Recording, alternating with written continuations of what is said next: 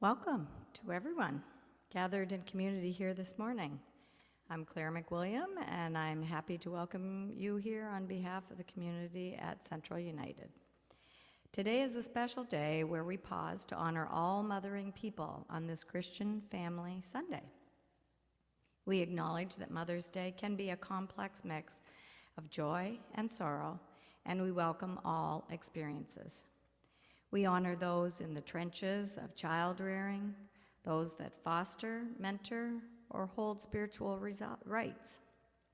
We also hold space for those who are grieving, those who have lost a child, and those waiting for the gift of children. We thank God for the strength, love, and life-giving spirit that mothering figures bring to our homes and our church family. Let us celebrate this wonderful gift together. Know that all types of families are welcome here, and we invite all to participate in any way that is comfortable. This Sunday marks the 6th Sunday of Easter. Welcome, everyone. As we enter into this time together, we place earth and light candles to speak of who we are seeking to be as a community of faith. We place a container of earth to remind us of where we are. As we work through the United Church's history towards reconciliation and right relations, we acknowledge that these Moncton area lands are the unceded ancestral homelands of the Mi'kmaq people. Wherever we live, may our relationship to the land and its peoples be grounded in peace, respect, and friendship.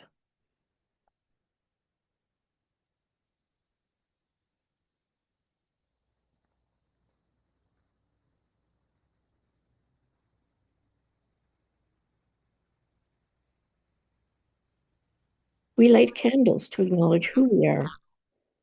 A rainbow candle is lighted, announcing that Central United Church is a safe place for all people to participate fully, regardless of age, gender, race, marital status, sexual orientation, gender identity, faith or no faith, ability, ethnicity, or socioeconomic circumstance. The community candle speaks of our rootedness in Christian tradition, which invites us to live in the Jesus way and to be conscious of future generations with every choice we make today. What are we protecting and leaving for those who will come after us?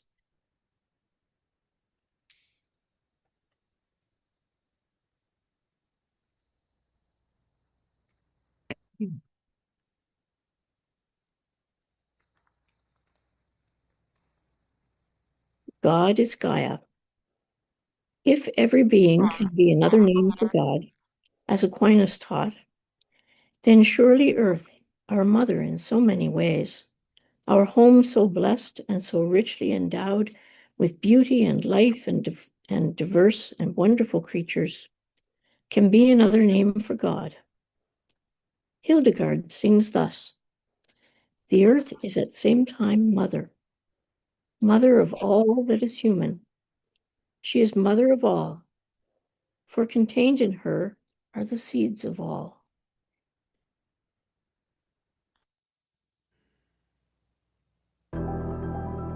Mother Earth. A lot of people, a lot of Christians that I've come across, they don't like it when I use the term Mother Earth.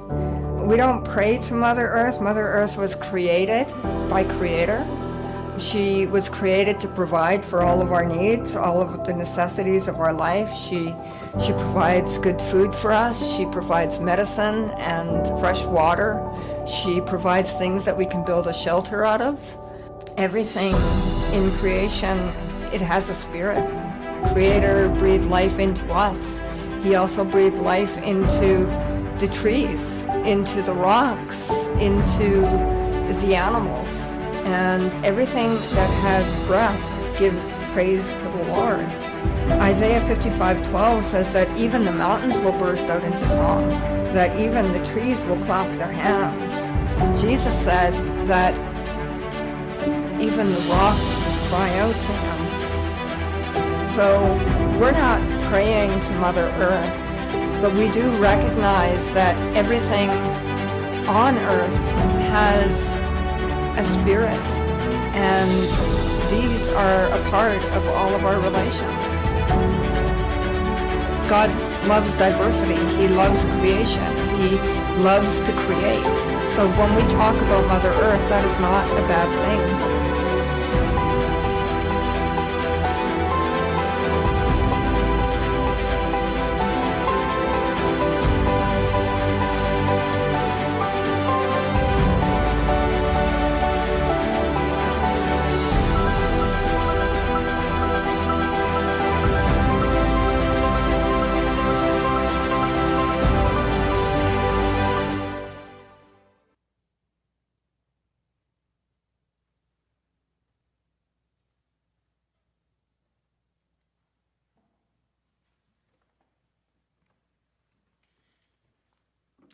All right, we're going to sing our first hymn.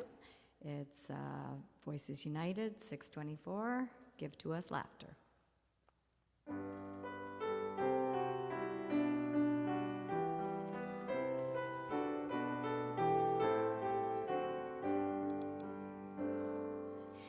Give to us laughter, O source of our life. Laughter can banish so much of our strife. Laughter and love give us wholeness and health. Laughter and love are the coin of true wealth. Give to us laughter, a sign of deep joy. Let us in laughing find Christian employ. Joining with stars and with bright northern lights, laughing and praising and sharing delights. Why do we worry that we will lose face? Why act like king for the whole human race? Often in family and often with friends, laughing at pride causes anguish to end. Even in sorrow and hours of grief, laughter with tears brings most healing relief. God give us laughter and God give us peace, joys of your presence among us increase.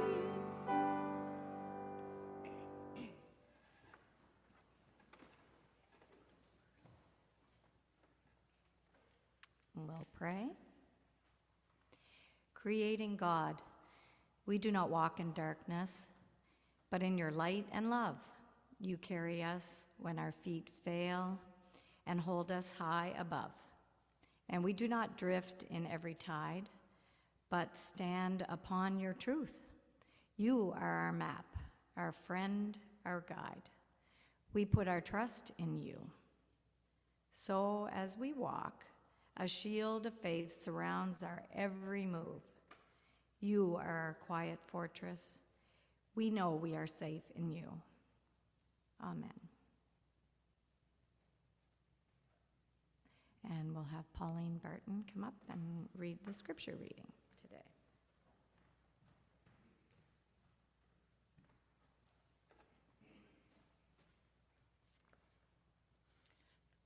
This morning we're reading from John 14, chapters 15 to 21, from the New International Version. Jesus promises the Holy Spirit. If you love me, keep my commands, and I will ask the Father, and he will give you another advocate to help you and be with you forever, the Spirit of truth.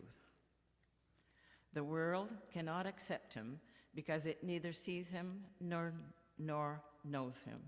But you know him, for he lives with you and will be in you. I will not leave you as orphans. I will come to you. Before long, the world will not see me anymore, but you will see me. Because I live, you will also live.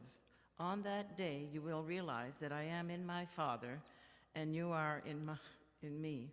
I am in you. Whoever has my commands and keeps them is the one who loves me. The one who loves me will be loved by my Father, and I too will love them and show myself to them. Our second reading is also from John 15, chapters 12 to 17, again from the New International Version. My command is this: love each other as I have loved you. Greater love has no one than this, to lay down one's life for one's friends. You are my friends, and if you do what I command, I no longer call you servants, because a servant does not know his master's business. Instead, I have called you friends. From everything that I learned from my Father, I have made known to you. You did not choose me, but I chose you and appointed you so that you might go and bear fruit, fruit that will last, and so that whatever you ask in my name, the Father will give you. This is my command: love each other.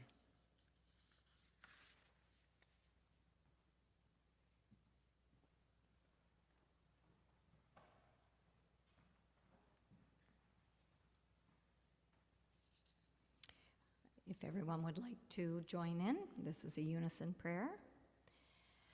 Great divine spirit of love that is at the core of everything and from which all life flows, we acknowledge your healing and transforming power.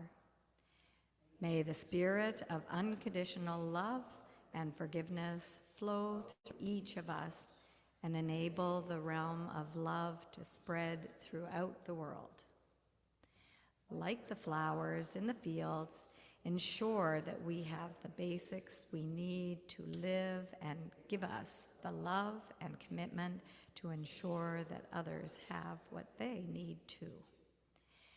Give us the courage to acknowledge when we have done wrong, to seek forgiveness from those we have hurt, and to forgive those who have hurt us, so that we may be reconciled.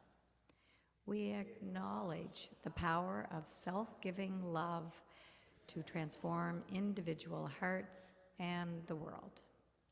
We recommit ourselves to the unconditional love of others and the work of justice and peace. Amen. So we're going to try a new hymn out of our new hymn book. It will be sung next week at the Hymn Sing. So we're just trying it out today so that you'll be more familiar next week when we go to sing it. So I think Paul is going to play it through once so you can hear the tune. Is that okay? And then we'll start in the first verse.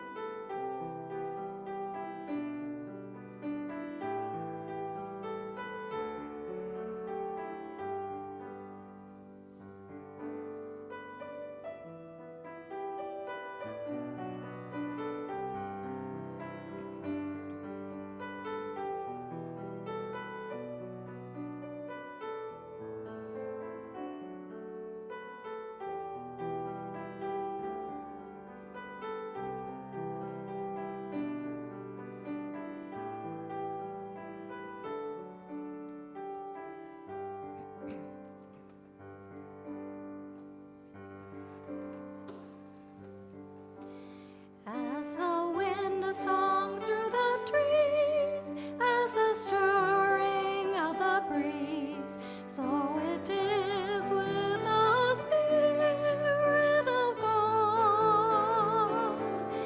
At the heart made strangely warm, as the voice within the storm, so it is with the Spirit of God.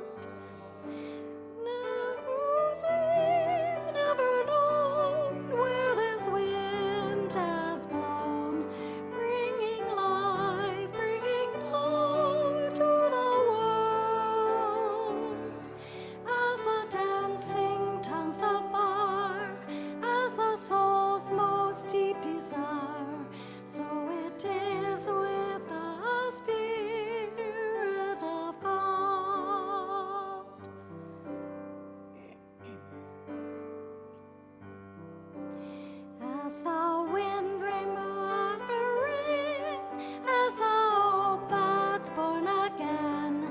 It is with the Spirit of God, as the green in the spring, as a kite on a string.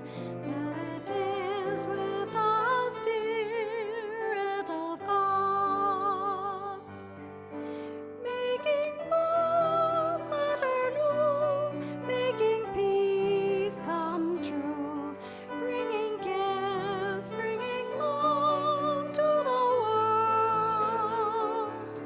As the rising of the east, as the wine at the feast, now it is with the Spirit of God.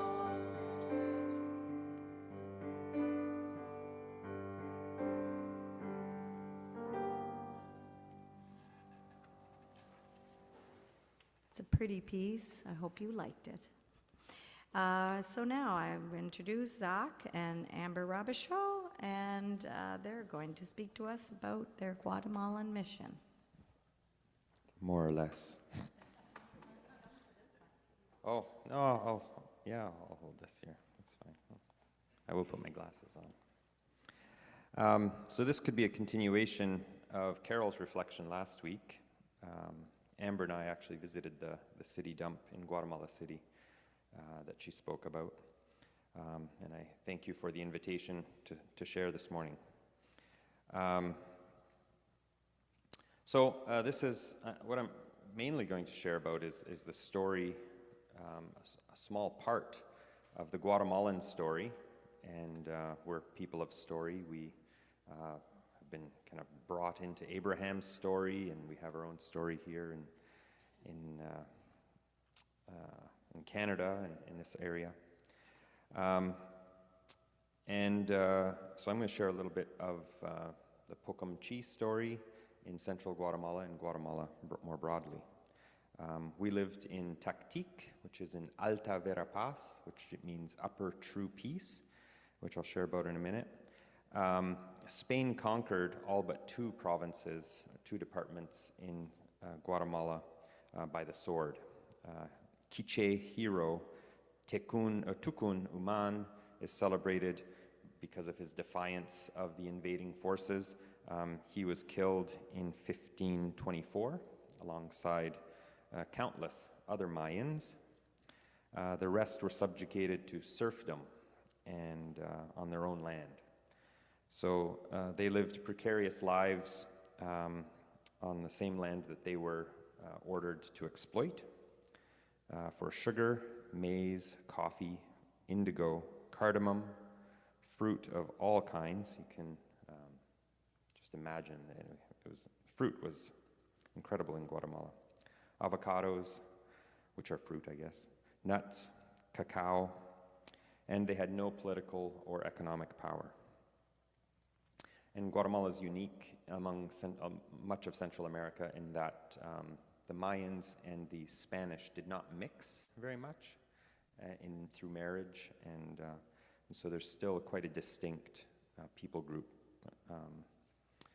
So Alta Verapaz and Baja Verapaz were conquered by Catholic missionaries led by Fray Bartolomé de las Casas. He was a Franciscan priest who in the 16th century, as well as a 16th century Catholic Spanish friar could at the time, he wrote prolifically and defended indigenous rights. And you can read his writings today, and he actually, because of his writing, that we know a lot about the lives of the Mayans. If you tour Antigua, Guatemala, which is one of the central tourist destinations, it's a former capital destroyed by earthquakes, and you might hear a lot of unverified stories, but this is one of them. The Mayans were told that they didn't have souls, and because of that, they couldn't be baptized, and unless they offered some of their own blood to be mixed in the mortar in the building of the cathedrals. The Mayans continue today, some Mayans continue today to practice their own beliefs, and those are recorded by another Franciscan priest, actually, in the Popol Vuh. The Catholic Church began to incorporate a lot of those Mayan beliefs into some of their practices locally as well. In 1945, Guatemala declared independence from Spain. But 122 years earlier than that, the Monroe Doctrine ensured that Guatemala would remain under the thumb of empire. In 1823, the Monroe Doctrine asserted that the Western Hemisphere belonged to the United States' sphere of influence. So as nations in the Caribbean, Central and South America declared independence from the Netherlands, Spain, France, Portugal, and Great Britain, they became economic subjects of the USA, as private corporations bought up or just claimed mining rights and plantations.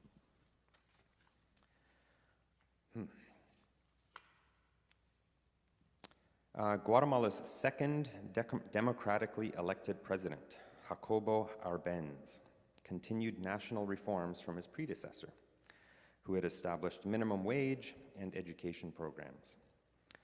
Arbenz sought to move Guatemala from a feudal system where the Spanish descendants and foreign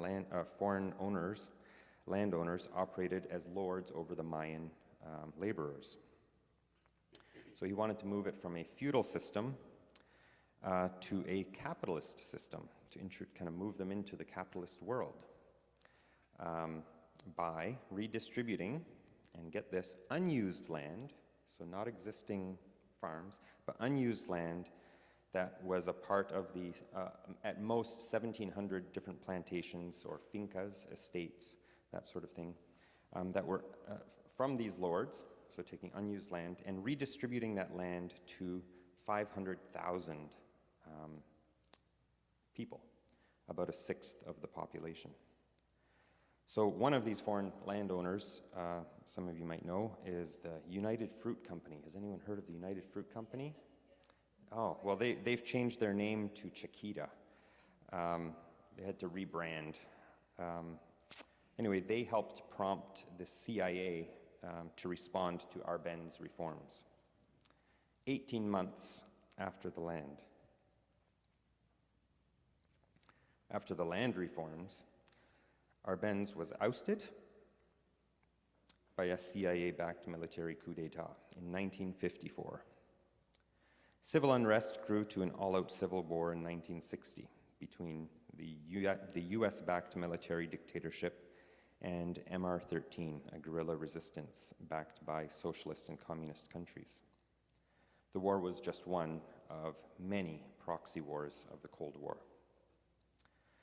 The United States, with strong support from evangelicals, especially in the early 80s, the president of Guatemala, which was a military dictator, was an evangelical Christian, and he would tour the United States and speak in large churches, because they had to fight the communist incursion that was preventing Guatemala from really flourishing, right? So Guatemala was flooded with weapons. My friend Walter Dubon, he remembers, different writing it down. He remembers as a child in the early 80s a parade of weeping and wailing women and children coming down from the mountains. Tactic is in the valley, and so up in the mountains there was a little village called Pambach.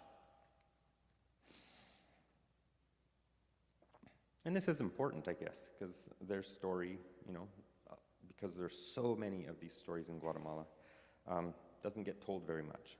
So the day before, the military had rounded up all the men, every last one in that village, and killed them all because they were seeking information about nearby guerrilla fighters.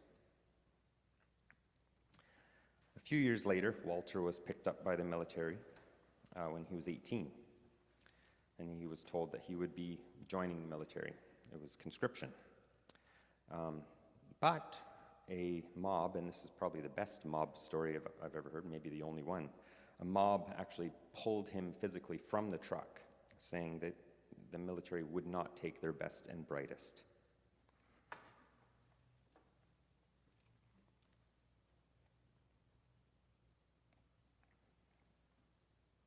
And he is pretty bright. He's a good guy. He became a teacher, then a preacher. Now he leads a ministry in Taktik as well. The war, which officially ended in 1996, there's still fighting that did continue, ended in 1996 when leaders of both sides signed a peace accord. They subsequently won the Nobel Peace Prize. The war claimed approximately 200,000 lives, 83% of which were Mayans. It was deemed a genocide, and a quarter of those, so 50,000, were disappeared. So they just vanished. They were plucked out of their homes and never seen again. 93% of the killing was done by the CIA-backed government forces. And a UN commission found that over 100,000 women had been raped during the war.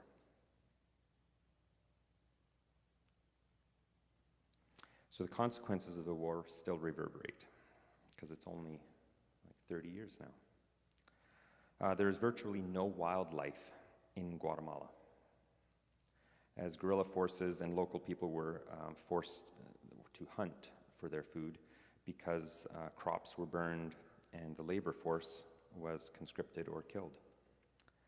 Weapons from the north, or weapons from the war, are still in the country. And so you have marauding robbers and drug traffickers making Guatemala one of the most violent and dangerous countries on the planet. The murder rate in 2006, for example, mirrored the annual average of killing during the Civil War.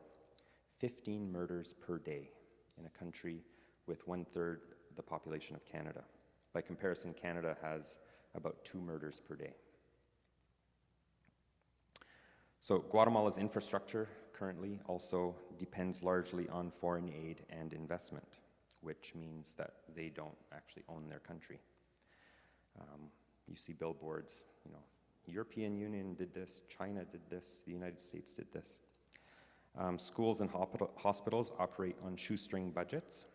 Teachers often just don't show up to school because they're not getting paid. Doctors are forced to work in public hospitals during the day for very low wages, and there are not enough doctors. By the way, most of the doctors that they have are Cuban trained, and so they will have studied in Cuba for free. So because they earn such low wages, they also work evenings in their own private clinics and weekends and on their days off. The Mayans call themselves people of the corn because they are basically made of corn. It's their staple diet, maize, and in the form of tortillas, thick, very filling tortillas, complemented with black beans, and that will be their breakfast and supper. In 2007, while we were living in Guatemala, George W. Bush visited Guatemala for a couple days to announce that the United States would buy all maize that Guatemala would sell it to produce ethanol for their gasoline. The price of corn in the country doubled overnight, then settled and still remains at about 40% higher than the original price. So 80 quetzales, which would be about $11, $12 for a big sack of dried maize, to 112. So this is what they eat. Mayan culture has largely been erased by Spanish imposition of dress codes. They actually imposed each culture, because there's about 23 different people groups. Each group was assigned an outfit to wear, and they still wear that outfit to this day. And Catholicism, which largely erased a lot of the indigenous practices, and now an increasingly growing evangelical movement, which I think is at about 40% of the population, is American-style evangelical Christianity. And American culture. Coca-Cola and Pepsi can be found deep into the mountains, and American media. So this is Minor, who's one of my friends and the son-in-law of one of my good friends, told me about his experience working illegally in the US for a couple of years.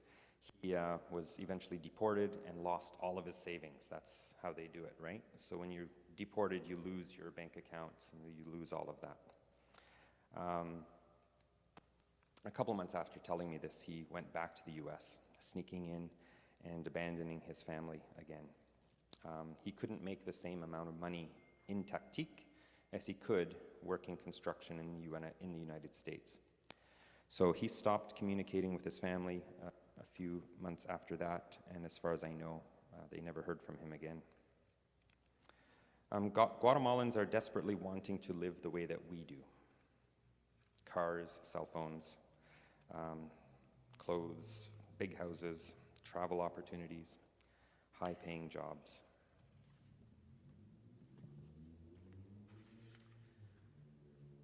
The real sadness here is that they want the life of their oppressors. They want to be a part of empire.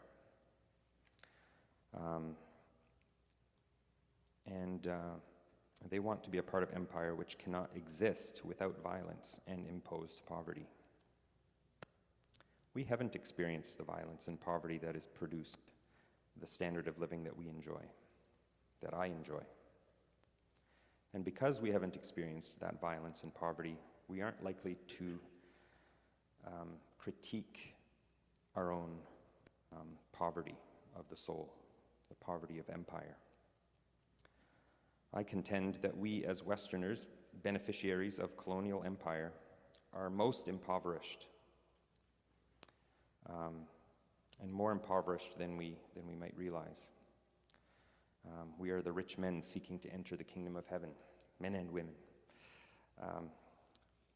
We are unable to give it all away for the pearl of great price. And when you visit Guatemala, one of the striking things, especially when you're driving down the highways, dangerously driving down the highways, it's some of the scariest driving you'll ever do. You'll notice almost always men walking with a band across their head, carrying huge bundles of sticks. And at most, thickest are these branches here because they've gone up the mountain, usually illegally, to cut the branches off living trees. Sometimes, if they can, they'll pick it off the ground, but those have usually been cleaned up.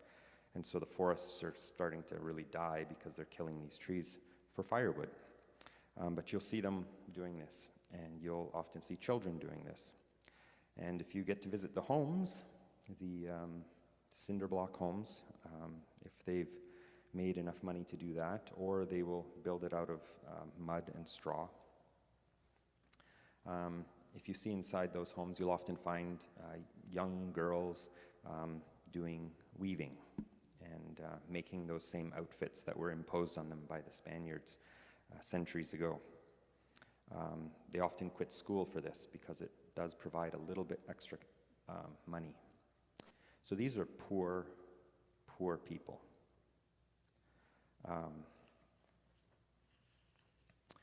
So I shared the story of Guatemala with you today, not to shame you into action or anything like that, but to remind us that the story we should be seeking to tell, and the one that we're reminded of every Sunday here, is one of generosity and peace, of celebration of culture, of elevating children.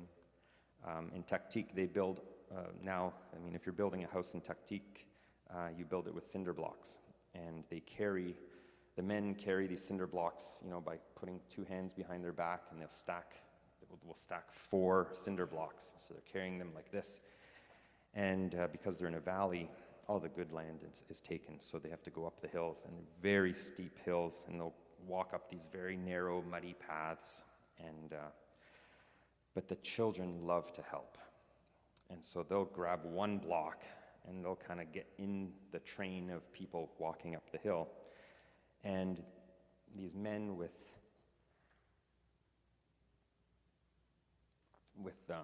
4 cinder blocks on their back will stop and let the children go. So these kids struggling with one, going so slowly. And This was difficult for me to watch because I didn't have 4, I just had 2. So I'd have one in each hand kind of holding it like this. And this is not an efficient way to move blocks up a mountain, right? You don't let children get in the way and do these things. But it's the right way to do it. It's the right way to be patient and to show that these children belong and that they're contributing. So we can't forget that our culture is born out of the same imperial culture that committed these crimes in Guatemala. The United States can justify their actions in Guatemala by pointing to how the Guatemalans so much want to be like them. They want to be in America. They want Guatemala to be America. But that's the lie. That even though we are oppressed, we can become like the oppressor, and that would be good. So from greed and violence and exploitation and hierarchy and scarcity and individualism and scapegoating and domination, we're called, as we are every Sunday, to a Jesus way. Regeneration and love and community and gift economies and care for the land. Not excess, but sharing. Balance. Balance is a cornerstone of Mayan teaching and Mayan beliefs. Thank you for the opportunity to share. I'm going to pass the microphone here to Amber, and she's going to share a little bit. And also, motherhood does a fine job of exemplifying the Jesus way, I find. I don't know, we'll see. All right.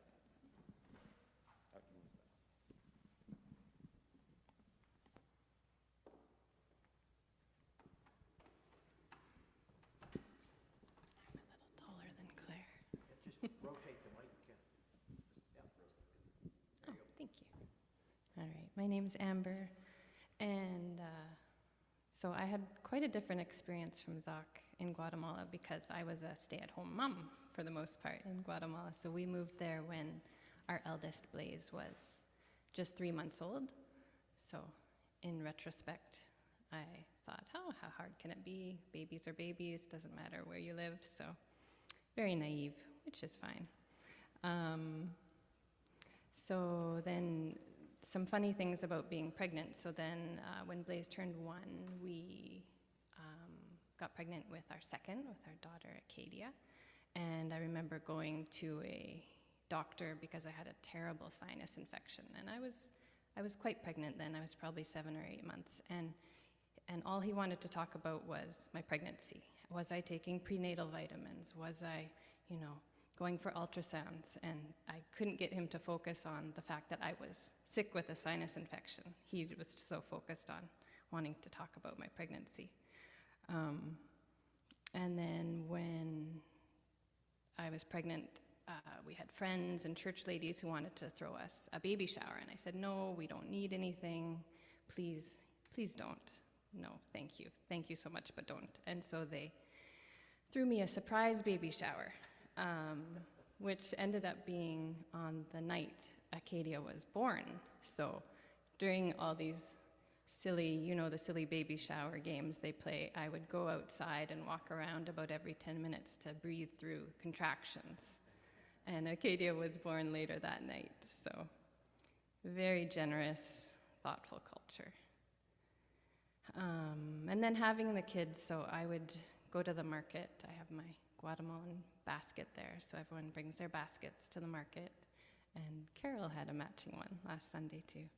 So I would bring little blonde, blue-eyed baby Blaze with me, and the market ladies loved Blaze. They would give Blaze flowers and money and fruit, and then they would be miffed at me if I didn't bring Blaze to the market on some days. So very, very sweet.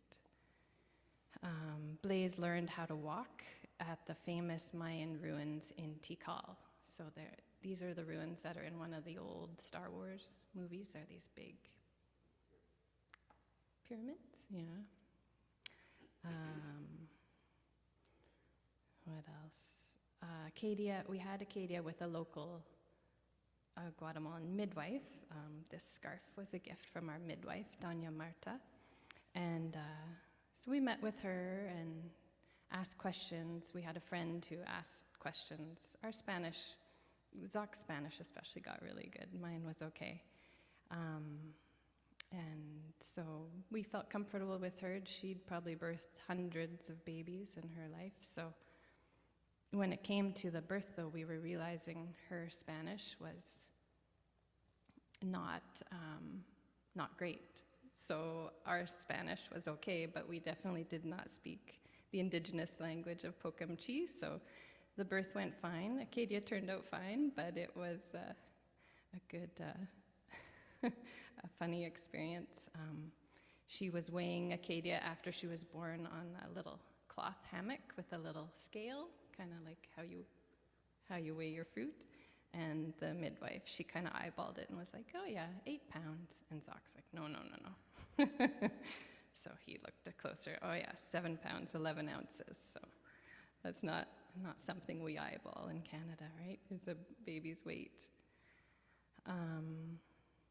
But motherhood was quite isolating for me. You think about when your kids were young, those of you who've had children, motherhood is isolating anyway, and then to live somewhere where there's no public parks or libraries or swimming pools or moms groups, so that was pretty lonely at times. Mothers in Guatemala stay in bed for 40 days after giving birth. But I think that's the only break they get, because you see women in the field and their babies are strapped on their backs and they are still working long, long days. So I think that's a beautiful tradition. On Mother's Day, a van with a loudspeaker would come around town, 5 a.m., setting off fireworks, someone on a mic saying, "Feliz Dia del Madre," la la la la la la, and waking up all the mothers in the town. So that was a fun, a fun tradition. And then just a beautiful thing at the end of a meal, you would always say to the people you're eating with, "Buen provecho," may it serve you well. And you would say, "Thank you, gracias, buen provecho." So, yeah, lots of beauty. It was 20 years ago that we lived there, so it's been really fun to reflect back, and our kids are out of the house now, so it was a long time ago now, but a lot of beauty and learning there.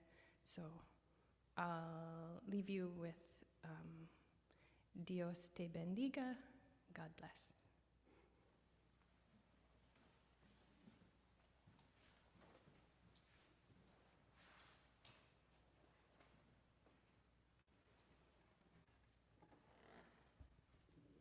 Thank you so much for bringing us Guatemala and your experience.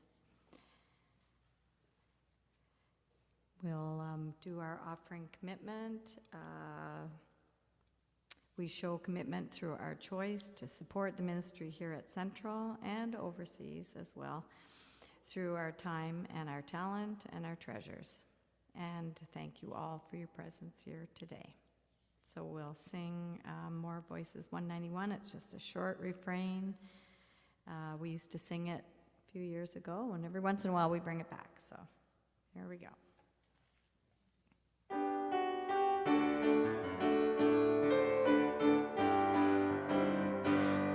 What can I do? What can I bring? What can I say?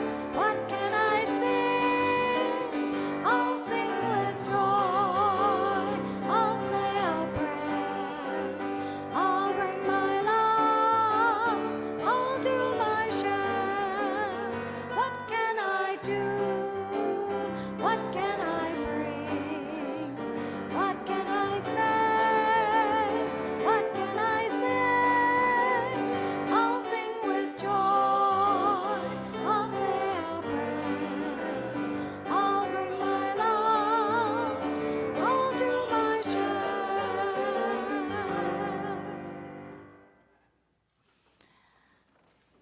call on Pauline to share with us the mission and service story.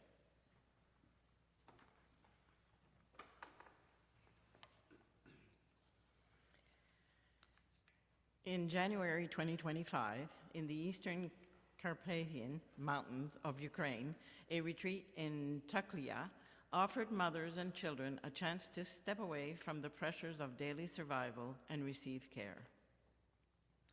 Through ACT Alliance, ACT member Hungarian Interchurch Aid welcomed families who had been displaced by war and were living near the front lines into a space of rest and support. Many of the mothers arrived exhausted, carrying grief, uncertainty, and the constant demands of caring for their children in difficult circumstances. At the retreat, they were offered psychological support, time in nature, and creative activities, while their children were cared for through play and art. For many, it was the first time they had been able to focus on their own well-being. One mother shared that she had spent so long focused on her children's needs that she had forgotten her own. In this space, she was able to rest, reflect, and begin to regain strength for the journey ahead. Through mission and service, initiatives like this become possible. Our gift help create spaces where caregivers can receive care, where resilience can be renewed, and where hope can be strengthened even during ongoing hardship.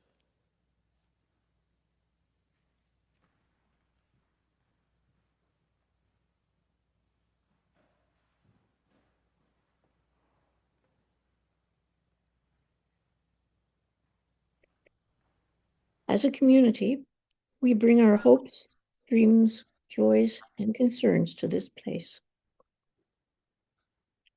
Let us share our prayers with one another.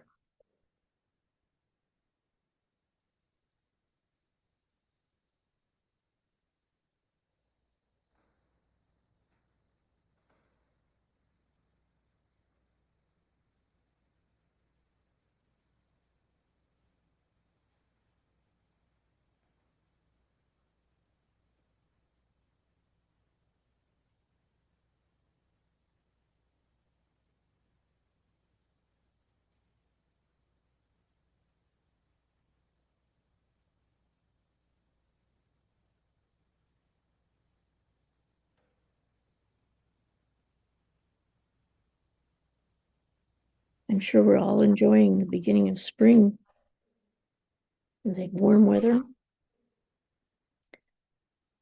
I'm very much hoping that we have a quieter season as far as fires go this year.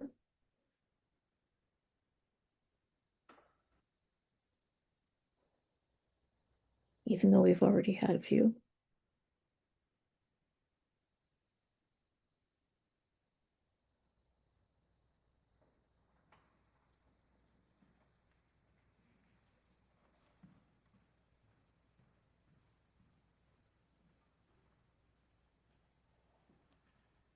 Hello. Good morning, and thank you very much, both of you, for your shared message, because it did resonate, and it did remind me of the days at Central when we sold coffee that came from Guatemala and in support of all of this. And the stories we would hear of the hardships and the issues that went on in the daily lives of the people in Guatemala. And so to have you here share that is wonderful to reinforce in all of us the hardships and the lives that so many people in our beautiful world are encompassing every day.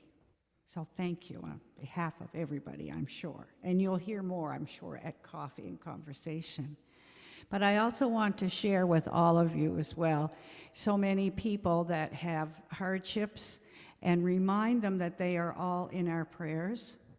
I also would like to say that my dear friend Kathleen is still with us in the face of all that she is ongoingly doing. And It is what it is. I can't say anything other than that. But I know I take back to her the concern and the prayers of our congregation. And fortunately, Peggy Reed, Reverend Peggy Reed, who is our pastoral care relations emergency coordinator for us, has been to visit her and also has spent time with her and will in time do her service. Okay. Also, I want to bring with you the prayers and concerns for the well-being and also her continuing recovery from a car accident in Guelph when Marg Adset was in an accident, suffered 2 broken ribs as well as a fractured clavicle.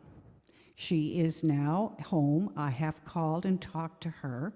Her daughter Susan from Toronto is with her until the 17th. Extramural is caring for her, and she is wearing a sling for the shoulder part, but the breathing is improved. She is 86, remember, and so when Susan goes back, she will be on her own, and so therefore I have told her to keep in touch, and I will make a follow-up call and hopefully a visit as well. This morning when I arrived, here I go again with the message, I was wearing this white flower, and some thought it was real, right, Claire? And I said, well, do you not remember the tradition of years ago? Yes. She said, I can't remember. I said, well, years ago at Central and in many other churches and the world, on Mother's Day and Father's Day, respectively, if you wore a white flower, that signified that your mother or your father were already deceased. If your mother or father were not deceased on that particular Mother-Father's Day, you wore a colored flower to signify to people about you that your mother or father was still living. And also if your mother or father was deceased. And that showed a sign of respect to your deceased today mother, and my mother passed away in 2011 and was very much a part through her entire life being born into this congregation. So I remember my mother today and for all the lessons that she taught me. And also when you speak of patience, the incredible patience she had in dealing with a daughter such as I, who was not afraid to tell her what I thought on everything in life, at the detriment maybe of my father's discipline when I got a little too mouthy, as we would call it. However, I do honor my mother, who really was, I think, when I look back, a saint for having a child like me.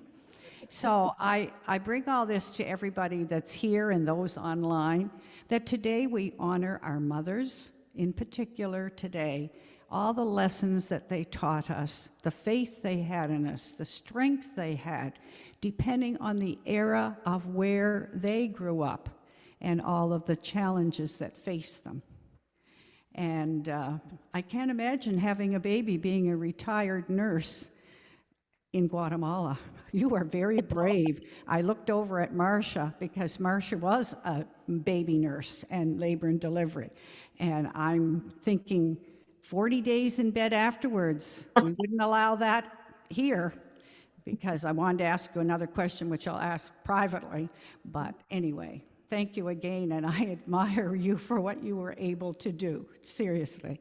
Thank you, everybody, and carry the prayers of our members of the congregation that are not well, that are dealing with challenges and issues, and as well as remembering our mothers, who are in most part likely not with us today, but are with spirit. I like to believe that she's with me in spirit. So thank you. Thanks, Laura. I remember wearing flowers too. Even as children, we wore a red carnation or a white carnation.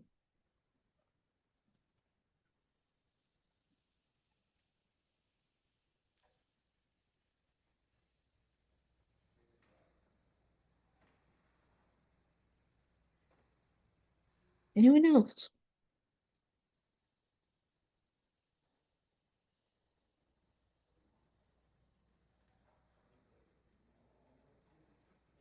We had a book sale in the last few days.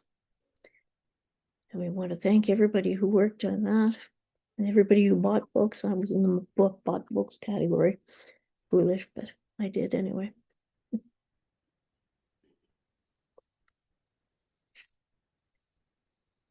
For each hope, dream, joy, and concern, uttered aloud or in silence, and for each human one denied the freedom to express their own truth, for fear of discrimination or condemnation, we light a candle of care this day.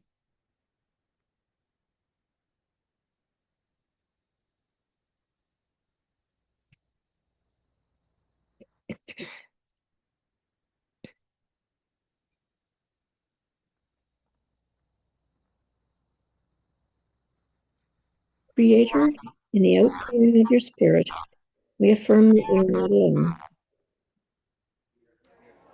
To be the church, people guided by that spirit to spread compassion and generosity. We give thanks for all people in this world. We anticipate the kind of community we can become, fully alive in the spirit. We walk with those that are hurting. Give us the courage to stand up to injustice and challenge oppression and dismantle our prejudices. Prayers, may we be heard. Amen. May this community be enlightened and empowered to respond meaningfully and appropriately to the reflections and prayers offered. May that which is sacred within us and around us reveal those important possibilities that await our engagement.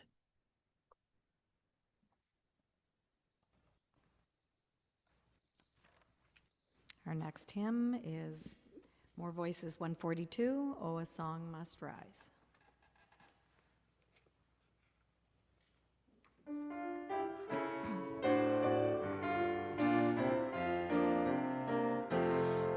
Oh, a song must rise for the Spirit to descend. Oh, a song must rise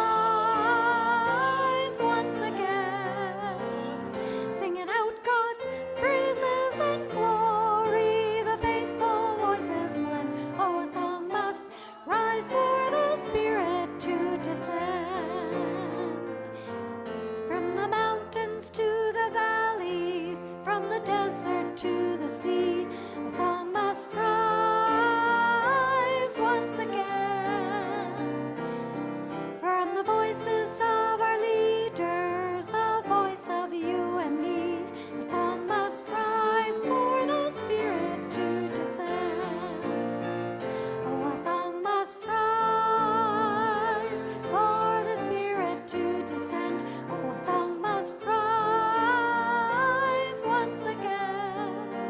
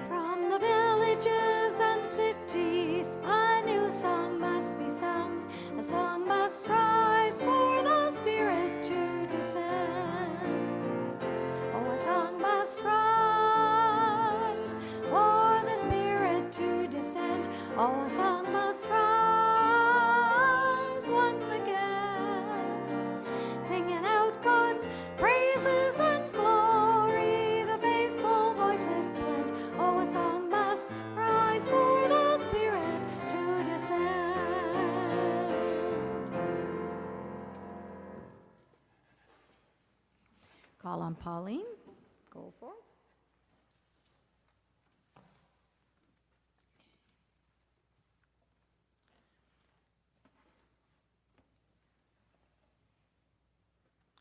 Okay.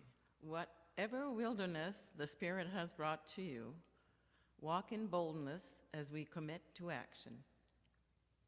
Walk in peace to spread love everywhere, where your spirit of mystery and grace. Walk in faith, knowing Christ walks with you. Amen.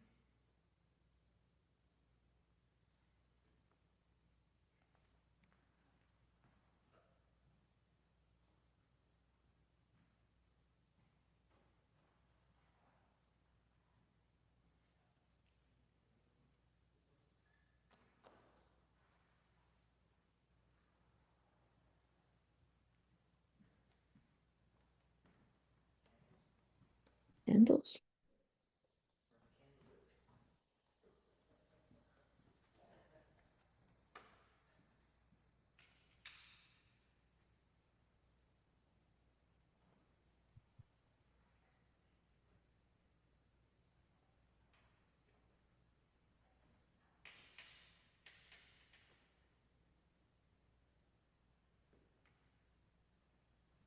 The formal part of this gathering has now ended, and we move into a time for sharing and connecting as a community.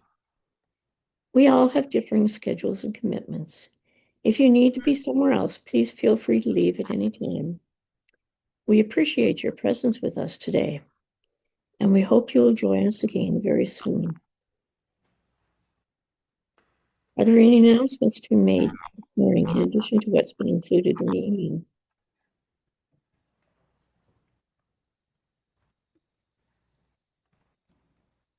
Pam, a report. As Sarah mentioned, we held our book sale over the last few days, and I thank everyone who had brought in books, told their friends about it, helped to set up tables and sort the books, helped to sell the books and clean up afterwards. So many people involved, and I thank you all.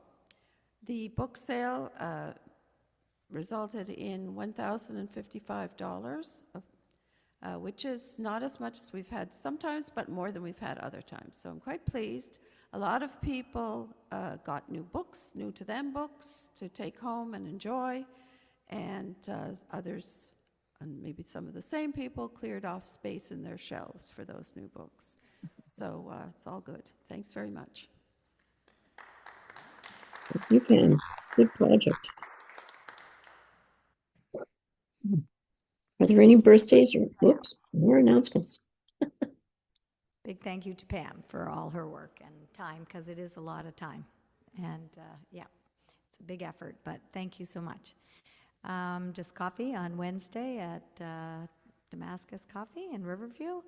And next week is Hymn Sing Sunday, so there won't be any real big reflection, but there will be lots of music and a few other readings in between.